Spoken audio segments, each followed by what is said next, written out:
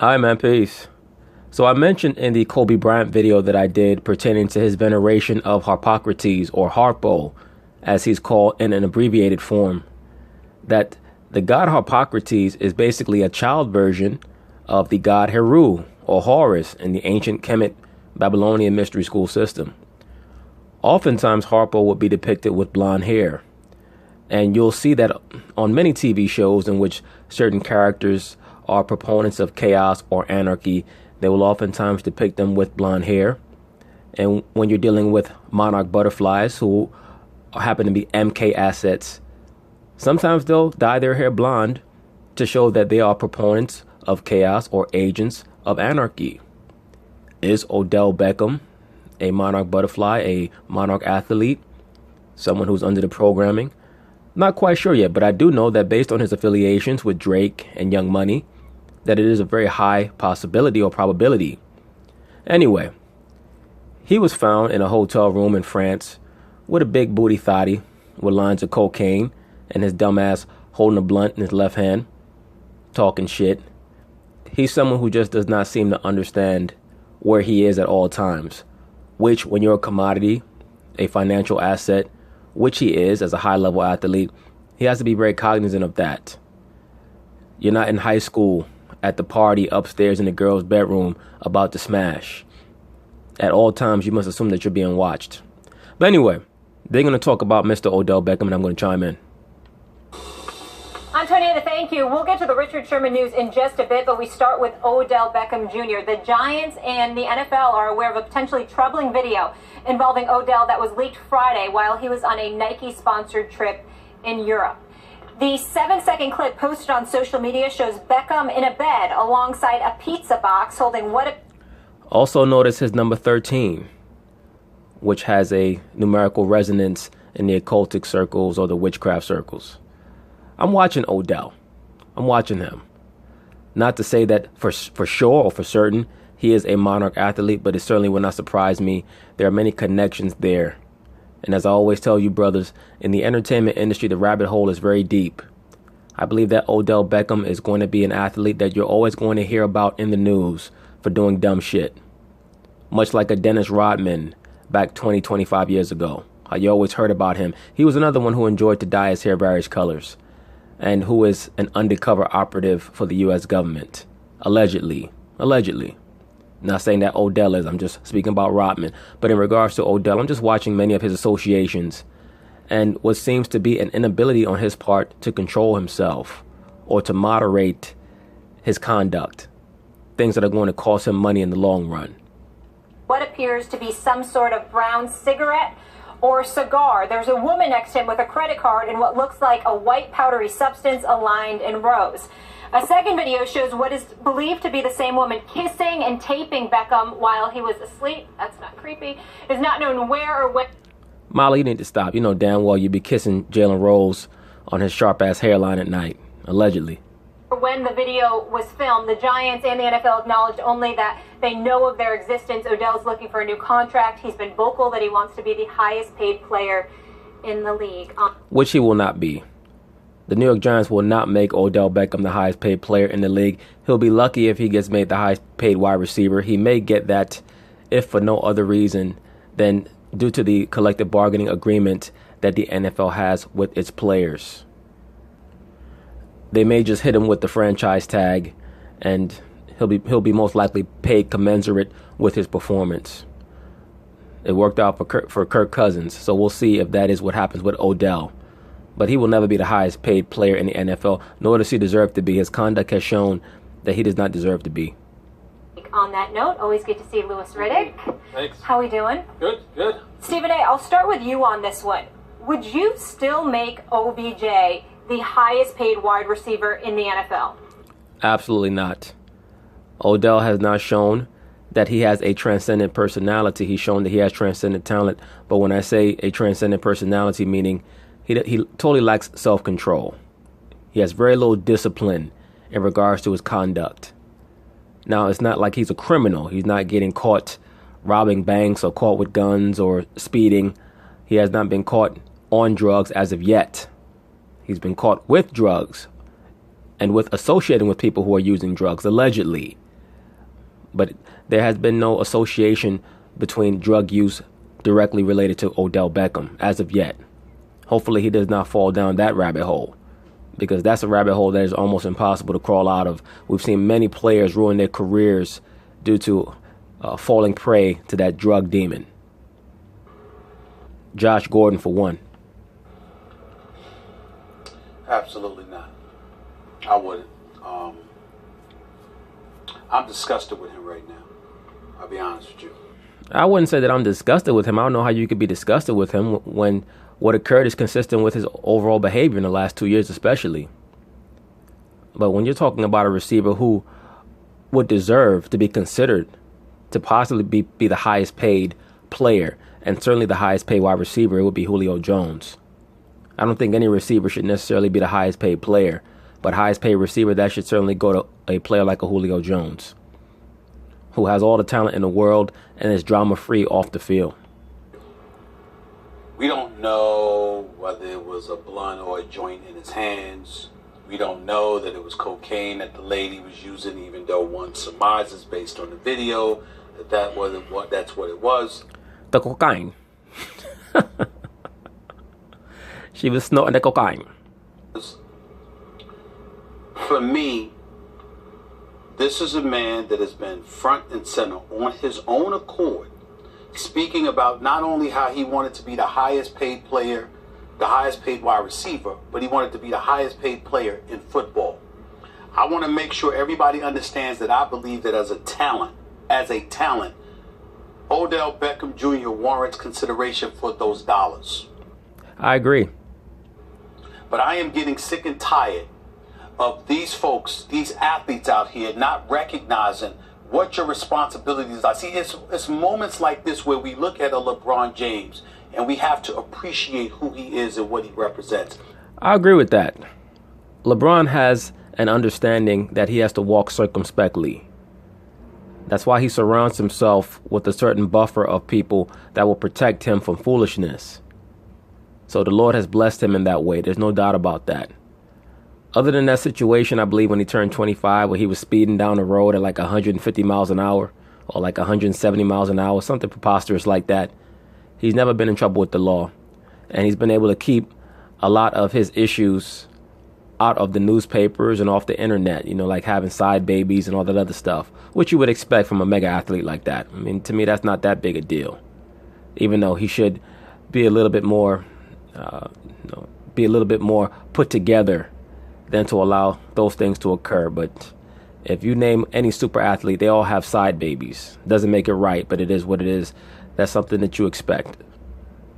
A man that has been in the limelight since age 17 and has never been in a speck of trouble. When you take into account the fact that he plays the sport of basketball, where your contracts are fully guaranteed. Allegedly, he has side babies. Let me add that in there. Allegedly, LeBron has side babies. All right.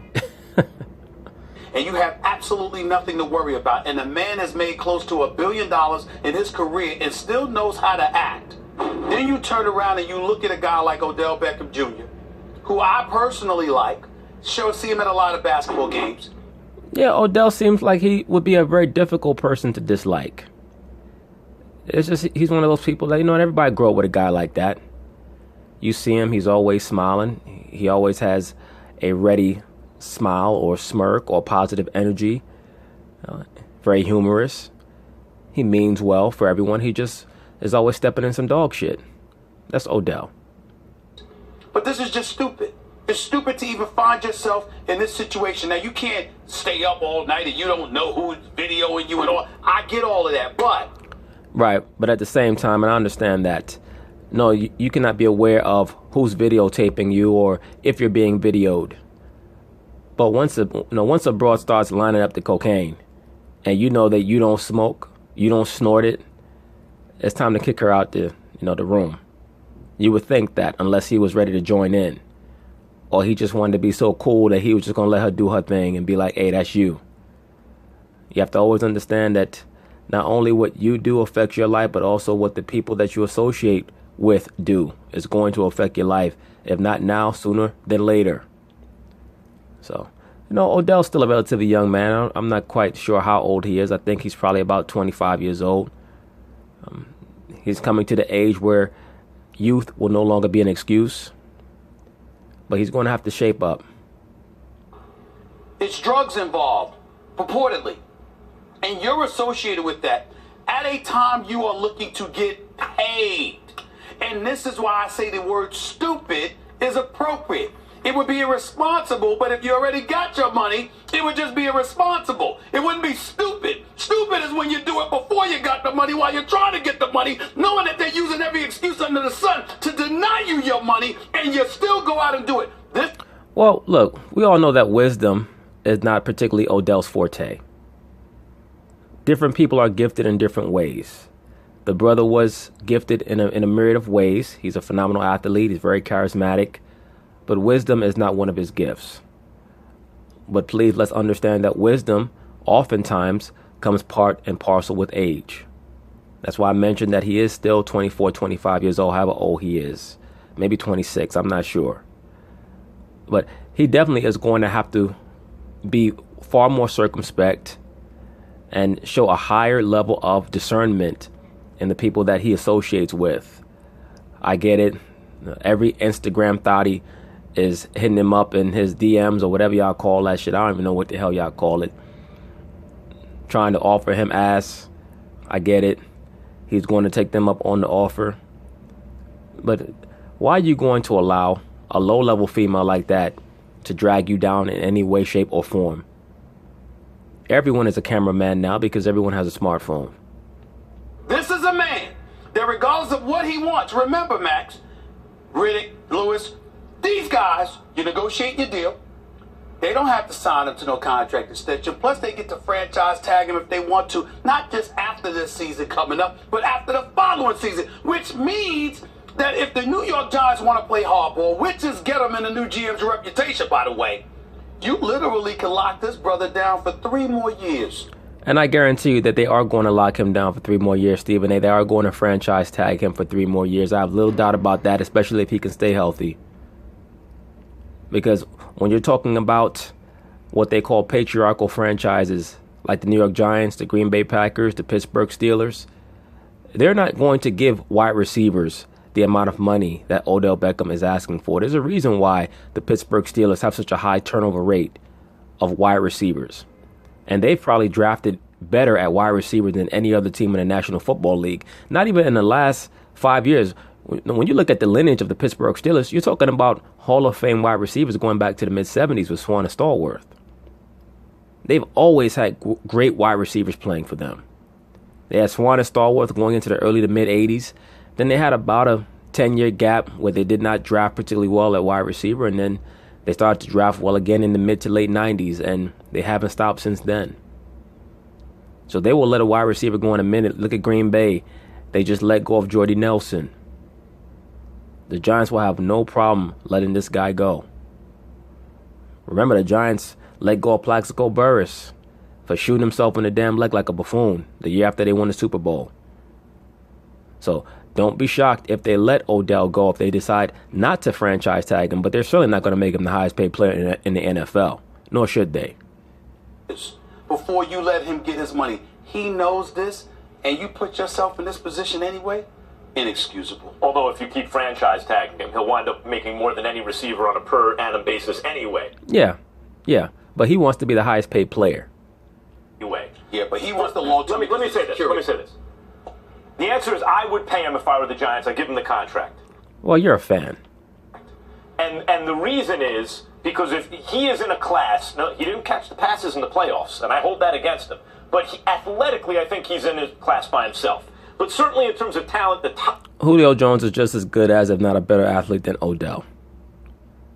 In years past, I also was of the thought that Odell was transcendent over every other receiver athletically. But Julio Jones is a special character. He's someone that teams game plan for, and they say, we cannot allow this guy to beat us. Odell was approaching that until this past season. I think that he's lost some points. He's lost some stock points with many of the teams in the NFL due to some of his hijinks both on and off the field in the last 2 years. He's shown that he's extremely mentally fragile and that he can be broken. top 3 guys in the league are him and Antonio Brown and Julio Jones. He's next man up. He's 3 years younger than Julio Jones, 4 years younger than Antonio Brown. I think he's more talented than both of them. That's possible. I'm not sure about that. I've seen Julio Jones and Antonio Brown ball out in the playoffs. I've seen Antonio Brown be able to transcend debilitating injury and still make spectacular plays like he did against Jacksonville in this past playoffs. I have not seen that from Odell. I've seen Odell come up small in the playoffs in the one game that he had the opportunity to show that he was a receiver who was possibly deserving of being amongst the NFL's elite in regards to salary. So that's a major, major strike against him and against your sentiment, Max Kellerman, because to be quite honest with you, at this point, I may have to put A.J. Green over Odell. And I may even have to consider DeAndre Hopkins. I have to see a big comeback here from Odell before I start to mention him in that class like I did before. Because he has had a case of the drops a little bit in the last 2 years. Really, ever since Josh Norman got in his head, he's had the case of the drops. Because I don't even think Odell ever dropped a pass until that Josh Norman game, and he has not been the same player since then. So I'm going to wind up giving him his money. I think, but I want to make this very clear. You know, marijuana will come up, some guy fails a drug test, and I'll say, why are they even testing for marijuana in a league that is in bed with companies that sell you alcohol? It's worse for you than marijuana, according to every study ever. Why? It's not a Category 1 drug. It doesn't matter if the government says it is. It's nonsense. It's built on lies and propaganda. It's bull. We can debate that later on in the show. Yeah, that's a whole other debate. And be quite frank with you, when someone is a casual imbiber, a casual drinker of alcohol, that most likely means that they only drink alcohol in social settings. Maybe at night when they come home, they have a glass of wine or whatever you want to call it, some brandy. When someone is a casual weed smoker, most likely they're getting up and the first thing that they're doing is rolling a blunt in the morning. Even casual weed smokers get their day started smoking a blunt. We're not even talking about ending their day smoking a blunt. So that means that there's a much higher possibility of players coming to practice high, playing in games high, than there is someone who's a casual drinker coming to a game or coming to practice drunk. If someone comes to a game or comes to practice drunk, they're most likely an alcoholic. They're not casual drinkers. That's the difference, Max Kellerman. And I'm sure that there will be some weed heads in my comments saying, don't say that. Don't say that. If you ain't smoking, you'll know. The point I disagree with you. The point is, cocaine, as Charlie Murphy said, was it Charlie Murphy? No, it was Dave Chappelle. It was Dave Chappelle playing. Rick James. It was Rick James. They actually had Rick James on there. Cocaine's a hell of a drug. That's right. That is that's It's a different deal. It's a serious drug, and it can wreck your life. And Hey, I have to take your word for it, Max Kellerman. You sound like you're speaking from experience, allegedly. And it is especially a bad example to set for kids when part of the money that you're looking to make is in endorsements, and the fact is you're a public figure. I know, look, there are plenty of guys in the NFL who party. Lawrence Taylor was the greatest maybe football player of all time, obviously the greatest giant ever, and his problems with drugs are well known. Lewis, he still got paid. So I'm not talking about... Yeah, but that's an entirely different era, bro. That was an era where players broke the bank if they signed a 4-year contract worth, $3.5 million. That is totally different from today, where you're going to have players who are going to be making high 8 figures over 3 years or 4 years now. That is totally different. And beyond that, Lawrence Taylor ruined his career by smoking coke. Or pardon me, by snorting coke and by smoking other things. He's probably smoking crack. If I remember correctly, he was doing crack as well. One of you brothers can correct me if I'm wrong about that. But allegedly, as far as I can remember, he did have issues with crack as well. Most of those affluent New York athletes in the mid-'80s were using crack. Darryl Strawberry, Doc Gooden, and I believe Lawrence Taylor was as well. But like I stated, if I'm wrong about that, one of you brothers can correct me. Not paying them as a result of the drugs, but I agree with Stephen A. It is monumentally stupid and irresponsible, especially at this juncture, but ever, to be in a situation where what you're going to do in your private life, party and all that stuff, even if it's a bad idea, it's your business. It is disseminated on social media through video. That's on Odell. That is truly the point, sir. That's the most important point, is that we're living in the age of surveillance. That's been a major theme of my channel since its inception. is that we are all under surveillance. Look, it's a much different time now than when LT played. Exactly. Look, the number one job of a general manager, anyone will tell you this, is minimizing risk to the club when you're talking about negotiating a new deal. It's one of the first things, look, it's one of the first questions they wanted to know when you came in there and you interviewed with them. What were you going to do with Odell Beckham? And look, my answer was, of course you want to pay him. He's a transcendent talent. His first 3 years in the league, he's 4th in receptions, 3rd in yardage, and number 1 in touchdowns since he came into the league. You can't dispute that fact. But yes, there's no doubt about it that Odell Beckham was a difference maker when he first came onto the NFL scene. He was the first wide receiver that I saw that totally roasted Richard Sherman. And I'm not even talking about on deep routes. I just mean overall crossing routes, sideline patterns. He had Richard Sherman totally confused. And that was when Odell was a rookie. I remember they played a game in Seattle where Richard just looked totally confused and confounded.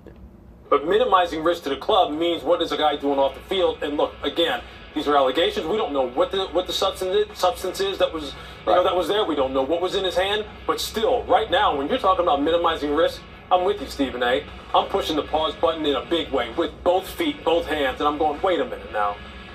You're talking about trying to mentor a guy who obviously has made some questionable decisions, made himself look bad, made his team look bad, and you're making it very difficult for ownership and the decision makers there to go ahead and invest large amounts of money. Because look, you're right, he is worth 17 plus per year.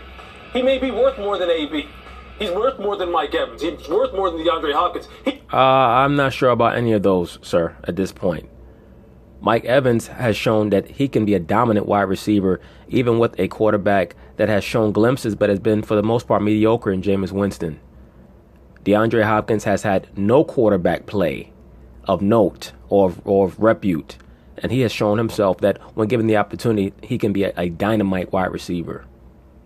So right now, Odell is in that class, but he's certainly not above AB.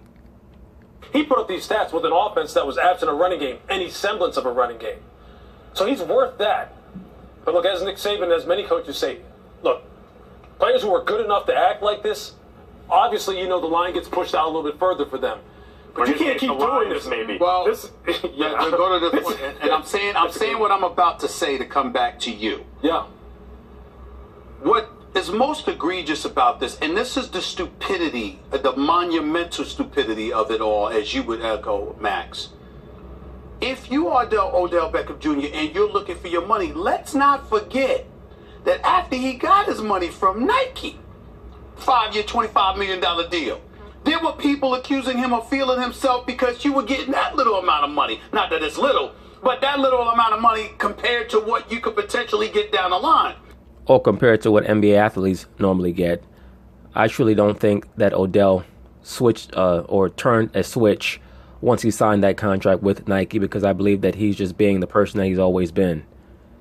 He's always been that dude who turns up. What Nike has allowed him to do is tour the world to push and promote their brand.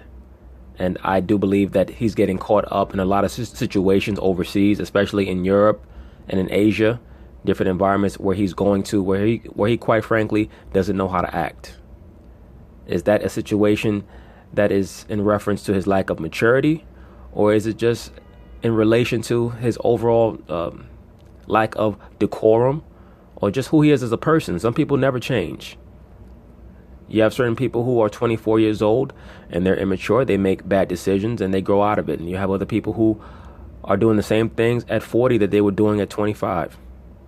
So we'll see with Odell. What I don't like about what I see from Odell is he falls into that paradigm of the athlete who loves to apologize but then do the same thing over again. So he's shown a lack of an ability to learn from his mistakes. That is a major red flag.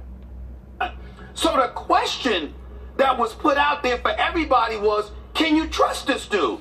And the reason why it was a question about trust is because he seemed to get a bit more comfortable and a bit more braggadocious or a bit more loose because he had gotten that money in endorsements. Well, if you're the New York Giants, now you sit back and you say, if we give him this amount of money, how will he act then? I'm not saying it's correct. I'm saying if you are an organization, you are looking for an excuse to maximize the talent and exploit the talent at the minimal amount of cost possible. And that's the position he put them in. One of the number one things you're scared of once you pay a player long-term money and you give him guaranteed money is, look, historically, statistics start to trend down from there. They just do. It's human nature. People do get come. It's human nature. And now with the guy who's going into it anyway, had a whole bunch of questions. Look, if you know Dave Gettleman, you know this is going to be one of those two where they're going to start banging heads now. Immediately, look, people thought that was going to happen already. People thought I was being hardball with him, saying I had concerns about him and the way he conducted himself. Right. There's people in the New York media and some fans who were going, well, why is Riddick, when he's being considered to be a GM here, why is he taking such a hard-line stance? And I wasn't.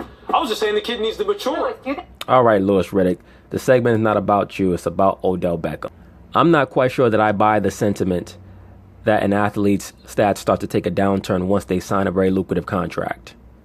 I would have to go over it diligently to check most of the top-level athletes of the last 30 years to see if what he's saying actually bears fruit. I remember Alex Rodriguez signed a huge contract with the Texas Rangers.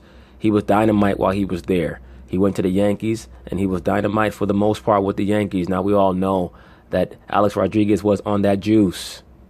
So, of course, there is a connection there. When we look at in the early 90s, you had Barry Bonds, you had Ken Griffey. Those players, they had their best years in the 90s while they had those large contracts. So I'm not quite sure if I'm buying what Lewis is selling.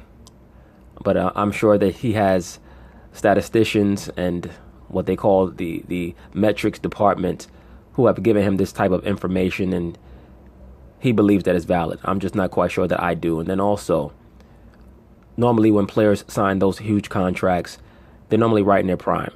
So, of course, when your contract is expiring at 33, 34 years old, your stats are going to take a downturn. Do you think Nike will drop him because this is a Nike trip? I have no idea what Nike will do. I want to jump on that. I want to jump on that. That's the next point I want to make. I understand if companies that he wants to be in bed with in terms of endorsements, right? He's looking for their money to endorse their product. If he is saying in bed with, push the lines, a lot of double entendres. Yeah. All right, Max Kellerman, get to your point. This is not 1991 with you trying to be a fake-ass rapper. Just get to your damn point.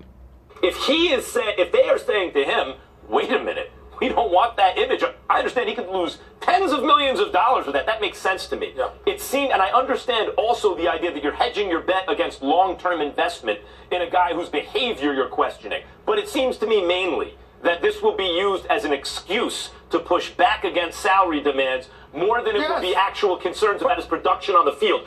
Will it be an excuse or will it be a reason, Max Kellerman? There's the thin line between the two. I understand what you're trying to advocate for, which is basically for the Giants to absolve Odell of any off-the-field shenanigans because of what he may potentially do for your team. That's why I stated from the start that you are a fan. I don't trust the sentiments of fans. I don't particularly take what fans say seriously. They tend to waste people's time and they get emotional, and then they want to perpetuate long-standing arguments that lead nowhere. I don't have time for fans. To be quite frank with you, Max Kellerman probably should have sat out of this conversation because he is a fan of the New York Giants and of Odell Beckham. Because doesn't matter. They go together. They go together. Doesn't matter. They go together. When you talk about stats trending down after people get guarantees, I believe generally that's because they don't get their guarantee until they're at an age where they're likely to trend down. Max, that is a valid point. I agree. I stated the same thing. I agree. Max, can I share with you what He's 25. Can I share with you what my personal belief is? And it's not just about athletes. Yes, Odell is 25, but he has shown himself to be injury-prone, relatively injury-prone. Not so much because he has a fragile body, but because he runs routes across the middle where there are safeties and linebackers and corners that are gunning for him because of his, his very flashy style of play, and of course his look. Athletes, it's about anybody in a prestige position in corporate America, sports or beyond. The number one thing is to show your talent, your skills, and what you bring to the table. The number two thing is to show you're trustworthy. To show that if I am asking you to invest in me, you can book that I'm going to deliver what I asked for the amount of years I'm asking for. So if I sit up there and I'm looking for a 3-year or 5-year deal, I'm telling you, over the course of this period of time, you can rely on me to deliver. And in Odell Beckham Jr.'s case, you know why you can't say that about him? because you never know when he'll get himself in trouble. That's the problem. I agree for the most part, sir, which is why I would not give Odell Beckham that money. To be quite frank with you, I hope he gets it, though. But if I were in the position of the Giants, New York Giants front office, their general manager, I would not give it to him. I would franchise tag him, especially this coming year, to see how well he's going to be able to bounce back. But anyway, we'll see what happens with Mr. Odell Beckham, and I am watching him because of his affiliations and his incessant tact for being at the forefront of a lot of these news cycles. Peace.